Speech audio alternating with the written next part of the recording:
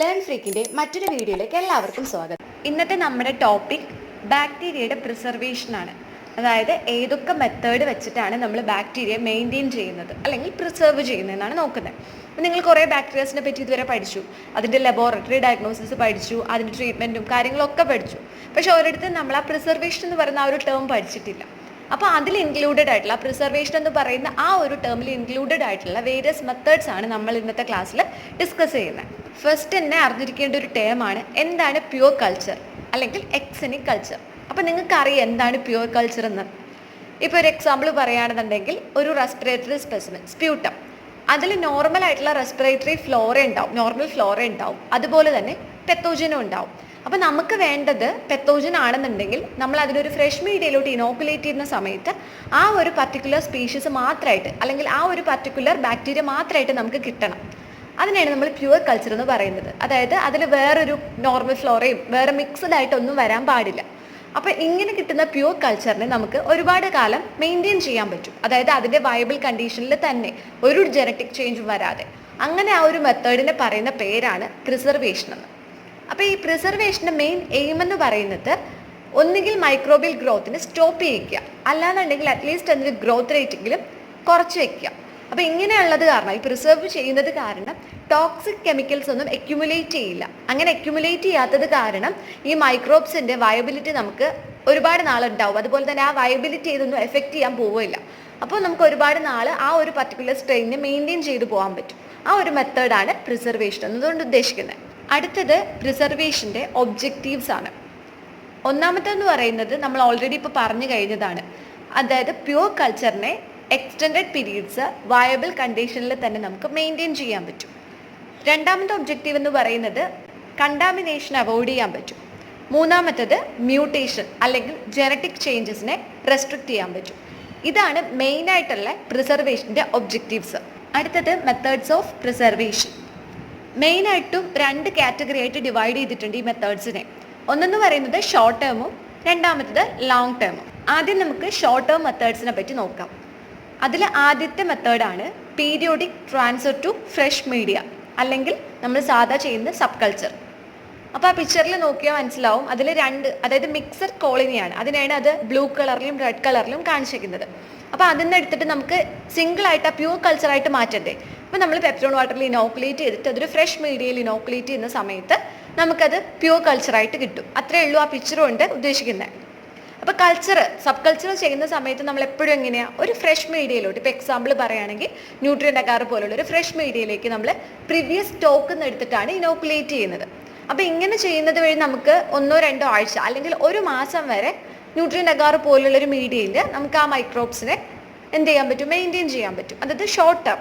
അപ്പോൾ ഇതാണ് periodic transfer to fresh media എന്നുകൊണ്ട് ഉദ്ദേശിക്കുന്നത്.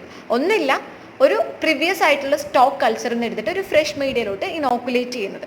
ഈ മെത്തേഡിന് കുറച്ച് അഡ്വാൻറ്റേജസും ഉണ്ട്, അതുപോലെ തന്നെ ഡിസഡ്വാൻറ്റേജസും ഉണ്ട്. അതൊരു ഏതൊരു മെത്തേഡ് എടുത്ത് നോക്കുകയാണെങ്കിൽ അഡ്വാൻറ്റേജസും ഡിസഡ്വാൻറ്റേജസും ഉണ്ടാവും.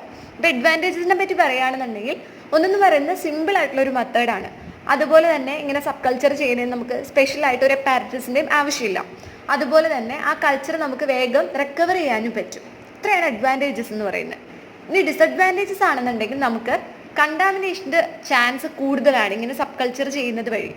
അതുപോലെ തന്നെ ആ ഒരു സ്ട്രെയിൻ്റെ ക്യാരക്ടറിസ്റ്റിക്സിൽ ഉണ്ടാവുന്ന ചേഞ്ചസ് നമുക്ക് പ്രിവെൻറ്റ് ചെയ്യാൻ പറ്റില്ല. കാരണം മ്യൂട്ടൻസോ വേരിയൻസോ ഒക്കെ കാരണം ഡെവലപ്പ് ചെയ്യുന്നത് കാരണം ക്യാരക്ടറിസ്റ്റിക്സ് ചേഞ്ച് ഉണ്ടാവാം. അപ്പോൾ അങ്ങനെ ഉണ്ടാവുന്ന ചേഞ്ചസിന് നമുക്ക് ഈ ഒരു മെത്തേഡ് വെച്ചിട്ട് പ്രിവെൻറ്റ് ചെയ്യാൻ പറ്റില്ല. അത്രയാണ് ഡിസഡ്വാൻറ്റേജസ് എന്ന് പറയുന്നത്. ഷോർട്ട് ടേം മെത്തേഡിലെ രണ്ടാമത്തെ മെത്തേഡാണ് preservation of bacteria using glycerol. അപ്പോൾ ഈ ഒരു മെത്തേഡിൽ ബാക്ടീരിയ നമ്മൾ ഫ്രോസൺ ചെയ്യുകയാണ് ചെയ്യുന്നത്. അതായത് 15% ഗ്ലിസറോൾ യൂസ് ചെയ്തിട്ട്. ആദ്യം തന്നെ നമ്മൾ ഈ ഗ്ലിസറോളിനെ എന്ത് ചെയ്യും, ഡയലൂട്ട് ചെയ്യുക. 30% ആയിട്ട് ഡയലൂട്ട് ചെയ്യണം. എന്നിട്ട് ഈ ഡയലൂട്ട് ചെയ്ത ഗ്ലിസറോളിൽ നിന്ന് എത്ര എമൗണ്ട് എടുക്കുന്നോ അത്രത്തോളം തന്നെ കൾച്ചർ ഗ്രോത്തും എടുക്കുക. ഈക്വൽ എമൗണ്ട് ഗ്ലിസറോളും ഈക്വൽ എമൗണ്ട് കൾച്ചർ ഗ്രോത്തും എടുക്കുക. എന്നിട്ട് നല്ലോണം മിക്സ് ചെയ്യുക. എന്നിട്ട് നമ്മൾ എന്ത് ചെയ്യുക, ട്യൂബ്സിലോട്ട് ഡിസ്പെൻസ് ചെയ്ത ശേഷം -10°C ഫ്രോസൺ ചെയ്യുക. അപ്പോൾ ഇത് കാരണം വയബിലിറ്റി നമുക്ക് ഒരു പരിധി വരെ മെയിൻറ്റെയിൻ ചെയ്യാൻ പറ്റും. അതായത് ഏകദേശം ഒരു 5 months 4 months. ഇപ്പം ഈക്വലയുടെ കേസിലോ അല്ലെങ്കിൽ ന്യൂമോണിയയുടെ കേസിലോ നോക്കുകയാണെന്നുണ്ടെങ്കിൽ 5 months വരെ നമുക്ക് ഓർഗൻസ് ഇതിനെ മെയിൻറ്റെയിൻ ചെയ്യാൻ പറ്റും. ഹീമോഫിലസിൻ്റെ കേസിലാണെന്നുണ്ടെങ്കിൽ 4 months ആയിരിക്കും. അതാണ് ഗ്ലിസറോൾ വെച്ചിട്ടുള്ള ബാക്ടീരിയയുടെ പ്രിസർവേഷൻ. അടുത്ത മെത്തേഡാണ് സ്റ്റോറേജ് ബൈ ഡ്രൈയിങ് മെത്തേഡ്. ഇപ്പം നമ്മൾ പറഞ്ഞു കഴിഞ്ഞു ഗ്ലിസറോൾ വെച്ചിട്ട് ഫ്രോസൺ ചെയ്യുന്ന മെത്തേഡ്. അപ്പോൾ ചില മൈക്രോബ്സിൻ്റെ സ്പോസിനാണെന്നുണ്ടെങ്കിൽ ഫ്രീസ് ഡ്രൈയിങ് ഒക്കെ സെൻസിറ്റീവ് ആയിരിക്കും. അപ്പം നമുക്ക് അങ്ങനെയുള്ള ബാക്ടീരിയ നമുക്ക് മെയിൻറ്റെയിൻ ചെയ്യേണ്ട ആവശ്യമുണ്ടല്ലോ. അപ്പോൾ അതിനെയൊക്കെ മെയിൻറ്റെയിൻ ചെയ്യാനായിട്ട് നമ്മൾ യൂസ് ചെയ്യുന്ന ആ ഒരു മെത്തേഡിനെ പറയുന്ന പേരാണ് ഡ്രൈയിങ്. ഇതെന്ന് പറയുന്നത് നമുക്ക് ഫ്രോസൺ സ്റ്റേറ്റിലോട്ട് ആക്കേണ്ട ആവശ്യമില്ല. ലിക്വിഡ് സ്റ്റേറ്റിൽ വെച്ചിട്ട് നമുക്കിതിനെ ഡ്രൈ ചെയ്യാൻ പറ്റും. അതിന് കുറച്ച് മെത്തേഡ്സ് ഉണ്ട്, പ്രൊസീജിയേഴ്സ് ഉണ്ട്. അപ്പോൾ ഫസ്റ്റത്തെ എന്ന് പറയുന്നത് പേപ്പർ ഡിസ്ക്.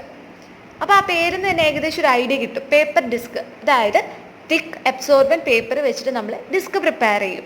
അതിനുശേഷം ലിക്വിഡ് സസ്പെൻഷൻ, തിക്കായിട്ടുള്ള ബാക്ടീരിയൽ സസ്പെൻഷൻ എന്ത് ചെയ്യും, ആ തിക്ക് അബ്സോർബൻറ്റ് പേപ്പറിലോട്ട് ആഡ് ചെയ്ത് കൊടുക്കും. അത്രയും ചെയ്ത് കഴിഞ്ഞിട്ട് നമുക്ക് എന്ത് ചെയ്യണം, ഡ്രൈ ചെയ്യണം. അപ്പോൾ ഡ്രൈ ചെയ്യുന്നത് ഫോസ്ഫറസ് പെൻറ്റോക്സൈഡിൽ വെച്ചിട്ടാണ്. അപ്പോൾ ഡ്രൈ ചെയ്യാൻ നമുക്ക് ഡെസിക്കേറ്ററും വേണം, അതുപോലെ തന്നെ വാക്വത്തിൻ്റെ അണ്ടറിലായിരിക്കും ഈ ഒരു പ്രോസസ്സ് നടക്കുന്നത്. അപ്പോൾ ഇതാണ് പേപ്പർ ഡിസ്ക് വെച്ചിട്ട് ഡ്രൈ ചെയ്യുന്ന മെത്തേഡ്. ഡ്രൈയിങ്ങിൽ വരുന്ന അടുത്ത മെത്തേഡാണ് ജെലാറ്റിൻ ഡിസ്ക്. പേപ്പർ ഡിസ്ക് എന്ന് പറയുമ്പോൾ നമ്മൾ തിക്ക് അബ്സോർബൻറ്റ് പേപ്പർ വെച്ചിട്ടാണ് സ്റ്റെറൈൽ ഡിസ്ക് പ്രിപ്പയർ ചെയ്തത്. ഇതെന്ന് പറയുന്നത് ജെലാറ്റിൻ വെച്ചിട്ടായിരിക്കും ഡിസ്ക്. അപ്പോൾ ആ ലിക്വിഡ് സ്റ്റേറ്റിലുള്ള ബാക്ടീരിയൽ സസ്പെൻഷൻ എപ്പോഴും നിങ്ങൾ ഓർക്കേണ്ട ഒരു കാര്യം എന്ന് പറയുന്നത് നമുക്ക് ലിക്വിഡ് സ്റ്റേറ്റിൽ വെച്ചിട്ട് വേണം ഇതിനെ ഡ്രൈ ആക്കാനായിട്ട്. അപ്പോൾ ആ ലിക്വിഡ് സ്റ്റേറ്റിലുള്ള ആ ബാക്ടീരിയൽ സസ്പെൻഷൻ എന്ത് ചെയ്യുക, ഡ്രോപ്സ് ആയിട്ട് ഈ ജെലാറ്റിൻ ഡിസ്കിലോട്ട് ആഡ് ചെയ്ത് കൊടുക്കുക. അതിനുശേഷം അത് സ്റ്റെറൈൽ പ്ലാസ്റ്റിക് പെട്രി ഡിഷിൽ വെച്ച ശേഷം ഡ്രൈ ചെയ്യുക. P205 വെച്ചിട്ട് ഡ്രൈ ചെയ്തിട്ട് മെയിൻ ഒരു കാര്യം ഓർക്കേണ്ടത് വാക്വത്തിൻ്റെ അണ്ടറിലായിരിക്കണം ഈ ഒരു പ്രോസസ്സ് നടക്കുന്നതെന്ന്. അടുത്ത മൂന്നാമത്തെ മെത്തേഡാണ് എൽ ഡ്രൈയിങ്. ഇതിലെന്ന് പറയുന്നത് സ്മോൾ ആംബ്യൂൾസിലുള്ള ഈ ലിക്വിഡ് സസ്പെൻഷൻ, ബാക്ടീരിയയുടെ ലിക്വിഡ് സസ്പെൻഷൻ നമ്മൾ ലിക്വിഡ് സ്റ്റേറ്റിൽ വെച്ചിട്ട് തന്നെ എന്ത് ചെയ്യുക, ഡ്രൈ ചെയ്യുകയാണ്. അതിന് നമുക്ക് ആവശ്യമായിട്ടുള്ളത് ഒന്ന് വാക്വം വേണം, വാക്വം പമ്പ് വേണം, ഡെസിക്കൻറ്റ് വേണം, പിന്നെ ഒരു ടെമ്പറേച്ചർ കൺട്രോൾ ചെയ്യാനായിട്ട് ഒരു വാട്ടർ ബാത്തും വേണം. ഇതിലും സെയിം പ്രോസസ്സാണ് നടക്കുന്നത്. അതായത് ഈ ലിക്വിഡ് ഫോമിലുള്ള ആ ഒരു ബാക്ടീരിയയുടെ സസ്പെൻഷൻ അല്ലെങ്കിൽ മൈക്രോബ് സസ്പെൻഷൻ വാക്വത്തിൻ്റെ അണ്ടറിൽ ഫ്രീസിങ്ങിലോട്ട് കടക്കാതെ തന്നെ ഡ്രൈയിങ് എന്ന് പറയുന്ന ആ ഒരു പ്രോസസ്സ് നടക്കുകയാണ് ചെയ്യുന്നത്. അപ്പോൾ ഇത്രയാണ് ഇമ്പോർട്ടൻ്റ് ആയിട്ടുള്ള ഡ്രൈയിങ് മെത്തേഡ്സ് എന്ന് പറയുന്നത്. ഇപ്പം ഇത്രയും മെത്തേഡ്സ് പറഞ്ഞില്ലേ. അപ്പോൾ ഈ മെത്തേഡ്സിനെ കൂടാതെ തന്നെ ഇതിന്നൊക്കെ മാറിയിട്ടുള്ളൊരു മെത്തേഡ് എന്ന് പറയുന്നത് നമുക്ക് കാൽഷ്യം ക്ലോറൈഡിൽ വെച്ചിട്ട് ഇതിനെ ഡ്രൈ ആക്കിയിട്ട്, അതായത് വാക്വത്തിൻ്റെ അണ്ടറിൽ തന്നെ ഡ്രൈ ആക്കിയ ശേഷം ഫ്രിഡ്ജിൽ സ്റ്റോർ ചെയ്യാൻ പറ്റും, റെഫ്രിജറേറ്ററിൽ സ്റ്റോർ ചെയ്യാം. ആ ഒരു മെത്തേഡ് ആണെന്നുണ്ടെങ്കിൽ നമുക്ക് കുറച്ചുകൂടെ ലോങ്ങർ പീരീഡിൽ ഓർഗൻസത്തിനെ സർവൈവ് ചെയ്യാൻ പറ്റും. അതായത് നമ്മൾ ഈ പറഞ്ഞ എയർ ഡ്രൈഡ് കൾച്ചേഴ്സിനെക്കാളും തന്നെ കുറച്ചും കൂടെ സർവൈവ് ചെയ്യാൻ പറ്റുന്ന ഒരു രീതിയാണ് കാൽഷ്യം ക്ലോറൈഡിൻ്റെ പ്രസൻസിൽ ഡ്രൈ ആക്കുന്നത്. ഷോർട്ട് ടേം മെത്തേഡിലെ അടുത്ത മെത്തേഡാണ് സ്റ്റോറേജ് ബൈ റെഫ്രിജറേഷൻ. അതായത് നമ്മൾ റെഫ്രിജറേറ്റ് ചെയ്തിട്ടോ അല്ലെങ്കിൽ ഫ്രീസിങ് വഴിയോ നമ്മൾ പ്രിസർവ് ചെയ്യുക എന്നുള്ളത്. അപ്പോൾ ഇവിടുത്തെ ആ ഒരു ടെമ്പറേച്ചർ എന്ന് പറയുന്നത് -20°C ആണ്.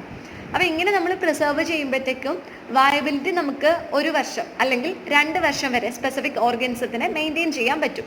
പക്ഷേ ഇതിനും കുറച്ച് ഡിസഡ്വാൻറ്റേജസ് ഉണ്ട്. ഒന്നെന്ന് പറയുന്നത് ഈ ഐസ് ക്രിസ്റ്റൽ ഫോം ചെയ്യുന്നത് കാരണം ഡാമേജസ് ഉണ്ടാവാം. അതുപോലെ തന്നെ ഇലക്ട്രോലൈറ്റിൻ്റെ ഫ്ലക്ച്വേഷൻസും കാര്യങ്ങളൊക്കെ ഉണ്ടാവുന്നത് കാരണം അതിന് ഒരുപാട് നാൾ സർവൈവ് ചെയ്യാൻ പറ്റിയെന്ന് വരില്ല. അതാണ് അതിൻ്റെ ഒരു ഡീമെരിറ്റ് എന്ന് പറയുന്നത്. അടുത്ത മെത്തേഡാണ് സ്റ്റോറേജ് ഇൻ ഡിസ്റ്റിൽഡ് വാട്ടർ. ഇതെന്ന് പറയുന്നത് കൂടുതൽ ഓർഗൻസത്തിനും ഈ ഡിസ്റ്റിൽഡ് വാട്ടറിൽ പൂറായിട്ട് ഗ്രോ ചെയ്യാൻ പറ്റുള്ളൂ. പക്ഷെ ചിലതിലാണെന്നുണ്ടെങ്കിൽ ഒരുപാട് നാളത് സർവൈവ് ചെയ്യുകയും ചെയ്യും. അതിന് എക്സാമ്പിളാണ് സ്യൂഡോമോണാസ് സ്പീഷീസ്. ഇതിനാണെന്നുണ്ടെങ്കിൽ 1 വർഷം അല്ലെങ്കിൽ 2 വർഷം വരെ ഡിസ്റ്റിൽഡ് വാട്ടറിൽ റൂം ടെമ്പറേച്ചറിൽ സർവൈവ് ചെയ്യാൻ പറ്റും. അപ്പോൾ ഇത്രയാണ് ഷോർട്ട് ടേം പ്രിസർവേഷൻ്റെ അണ്ടറിൽ വരുന്നത്. ഇനി നമുക്ക് നോക്കാനുള്ളത് ലോങ് ടേം മെത്തേഡ്സ് ഓഫ് പ്രിസർവേഷനാണ്. അതിൻ്റെ അണ്ടറിൽ വരുന്ന ഫസ്റ്റത്തേതാണ് മിനറൽ ഓയിൽ അല്ലെങ്കിൽ ലിക്വിഡ് പാരഫിൻ സ്റ്റോറേജ്. ഇതിൽ നിങ്ങളിപ്പോൾ OF മനസ്സിലോർത്താൽ മതി. OF ഏകദേശം ആ ഒരു സെയിം കാര്യം തന്നെയാണ് ഈ ഒരു മെത്തേഡിൽ പറയുന്നത്. നമ്മളിപ്പോൾ ഫസ്റ്റ് എന്ത് ചെയ്യുക, സ്ലാൻഡ് കൾച്ചർ ഓഫ് മൈക്രോബ്സിലേക്ക് സ്റ്റെറൈൽ ലിക്വിഡ് പാരഫിൻ പോർ ചെയ്ത് കൊടുക്കുക. എന്നിട്ട് അതിനെ ആ അപ്രൈറ്റ് പൊസിഷനിൽ തന്നെ റൂം ടെമ്പറേച്ചറിൽ സ്റ്റോർ ചെയ്യുക. ഈ ഒരു മെത്തേഡിൻ്റെ അഡ്വാൻറ്റേജ് എന്ന് പറയുന്നത് അവിടെ ഓക്സിജൻ ലിമിറ്റ് ഉണ്ടാവും. അത് കാരണം സെല്ലിൻ്റെ മെറ്റബോളിസം, മൈക്രോബ്സിൻ്റെ മെറ്റബോളിസം, അതുപോലെ തന്നെ അതിൻ്റെ ഗ്രോത്തും പിന്നെ പ്രിസർവ് ചെയ്യുന്ന സമയത്ത് ഉണ്ടാകുന്ന സെൽ ഡ്രൈയിങ്ങിനൊക്കെ റെഡ്യൂസ് ചെയ്യാൻ പറ്റും. പിന്നെ ഇതിൻ്റെ പ്രിസർവേഷൻ എന്ന് പറയുന്നത് ആ ഒരു പീരീഡ് എന്ന് പറയുന്നത് ഓരോ ഓർഗൻസത്തിനും വേരിയിങ് ആണ്. ഇപ്പം നമ്മൾ ബാസിലസിൻ്റെ കേസിലെടുത്ത് നോക്കുകയാണെന്നുണ്ടെങ്കിൽ 8 to 12 years വരെ ഇതിന് നമുക്ക് ഈ മെത്തേഡ് വെച്ചിട്ട് പ്രിസർവ് ചെയ്യാൻ പറ്റും. മൈക്രോബാക്ടീരിയ ആണെന്നുണ്ടെങ്കിൽ 7 to 10 years വരെ. അടുത്ത മെത്തേഡാണ് സ്റ്റോറേജ് ഇൻ സലൈൻ സസ്പെൻഷൻ. ഇതിലെന്ന് പറയുന്നത് നമ്മൾ 1% സോൾട്ട് കോൺസെൻട്രേഷൻ്റെ അണ്ടറിലാണ് ബാക്ടീരിയ കൾച്ചർ പ്രിസർവ് ചെയ്യുന്നത്. സ്ക്രൂ ക്യാപ്ഡ് ട്യൂബ്സിലായിരിക്കും. അങ്ങനെ സ്ക്രൂ ക്യാപ്ഡ് ട്യൂബ്സിലാക്കുന്നതെന്ന് പറയുന്നത് ഇവോപ്പറേഷൻ പ്രിവെൻറ്റ് ചെയ്യാൻ വേണ്ടിയിട്ടാണ്. അതിനുശേഷം നമ്മൾ ഈ ട്യൂബ്സ് എന്ത് ചെയ്യുക, റൂം ടെമ്പറേച്ചറിൽ സ്റ്റോർ ചെയ്യുക. നമുക്ക് എപ്പോഴാണോ ആവശ്യമായിട്ടുള്ളത് ആ സമയത്ത് നമ്മൾ പുതിയ ഒരു അഗാസ് ലാൻഡിലേക്ക് ഇത് ട്രാൻസ്ഫർ ചെയ്താൽ മതിയാവും.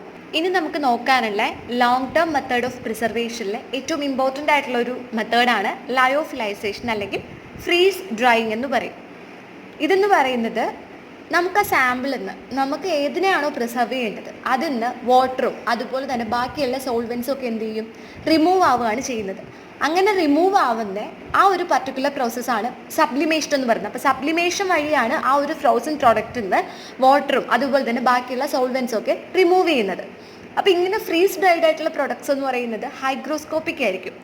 അതുകൊണ്ട് തന്നെ നമുക്കതിനെ സ്റ്റോർ ചെയ്യുന്ന സമയത്ത് മോയ്സ്ചറൊന്നും ഇല്ലാതെ നമുക്കതിനെ പ്രൊട്ടക്ട് ചെയ്യേണ്ട ആവശ്യമുണ്ട്. അപ്പോൾ ഇങ്ങനത്തെ ഒരു കണ്ടീഷൻ വരുമ്പോഴത്തേക്കും മൈക്രോബിയൽ സെൽസ് ഒക്കെ എന്ത് ചെയ്യും, ഡീഹൈഡ്രേറ്റഡ് ആവും. ഡീഹൈഡ്രേറ്റഡ് ആകുമ്പോഴത്തേക്കും അതിൻ്റെ മെറ്റബോളിക് ആക്ടിവിറ്റീസ് ഒക്കെ അവിടെ സ്റ്റോപ്പ് ചെയ്യും. അതിൻ്റെ റിസൾട്ടായിട്ട് ഈ മൈക്രോബ്സ് എന്ത് ചെയ്യും, ഒരു ഡോർമൻ സ്റ്റേറ്റിലോട്ട് പോവുകയും അതിൻ്റെ വയബിലിറ്റിക്ക് അത് ഒരുപാട് നാൾ അതിന് വയബിലിറ്റി മെയിൻറ്റെയിൻ ചെയ്ത് അല്ലെങ്കിൽ റീറ്റെയിൻ ചെയ്ത് പോകാനും പറ്റും. ആ ഒരു മെക്കാനിസമാണ് ലയോഫിലൈസേഷൻ എന്ന് പറയുന്ന ആ ഒരു പ്രോസസ്സിൽ നടക്കുന്നത്. ഇങ്ങനെ ലയോഫിലൈസ്ഡ് അല്ലെങ്കിൽ ഫ്രീസ് ഡ്രൈഡ് ആയിട്ടുള്ള കൾച്ചേഴ്സ് എന്ന് പറയുന്നത് നമ്മൾ സ്റ്റോർ ചെയ്യുന്നത് റെഫ്രിജറേറ്ററിൽ ഡാർക്കിൽ 4 ഡിഗ്രി സെൽഷ്യസിലാണ്. അപ്പോൾ ഒരുപാട് സ്പീഷീസ് ഓഫ് ബാക്ടീരിയ നമുക്ക് ഈ ഒരു മെത്തേഡ് വഴി പ്രിസർവ് ചെയ്യാൻ പറ്റും. അതായത് അപ് ടു അല്ലെങ്കിൽ മോർ ദാൻ 30 ഇയേഴ്സ് വരെ ആ പർട്ടിക്കുലർ സ്പീഷീസ് എന്തായിരിക്കും, അത് വയബിൾ ആയിരിക്കും. അതുപോലെ തന്നെ അതിൻ്റെ ക്യാരക്ടറിസ്റ്റിക്സിലൊന്നും ഒരു ചേഞ്ച് വരാതെ തന്നെ മെയിൻറ്റെയിൻ ചെയ്ത് പോകാൻ പറ്റും. ലയോഫിലൈസേഷനിൽ മെയിനായിട്ടും 4 സ്റ്റെപ്സാണ് ഉള്ളത്. ഒന്നാമത്തത് ഫ്രീസിങ് സ്റ്റേജ് എന്ന് പറയും. രണ്ടാമത്തത് പ്രൈമറി ഡ്രൈയിങ് സ്റ്റേജ്. മൂന്നാമത്തത് സെക്കൻഡറി ഡ്രൈയിങ് സ്റ്റേജ്. ലാസ്റ്റ് വന്നിട്ട് പാക്കിംഗ്. ഇനി നമുക്ക് നോക്കാനുള്ളത് ലയോഫിലൈസേഷൻ എന്ന് പറയുന്ന ആ ഒരു പ്രോസസ്സിങ് എങ്ങനെയാണെന്നാണ്.